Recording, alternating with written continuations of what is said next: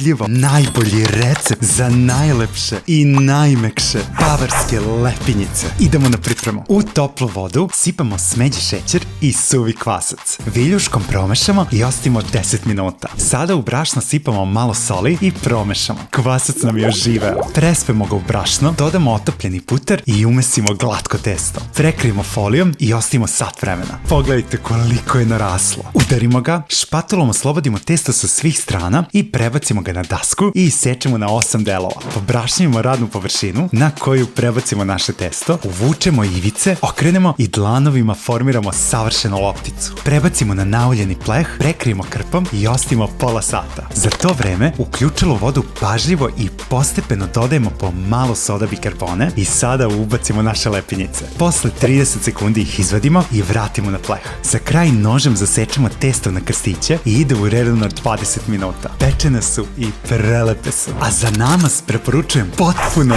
novi ukus Carnex alpske paštete. Ništa bez nje. Savršeno se slaže i maže na ove bavarske lepinjice. Uživajte!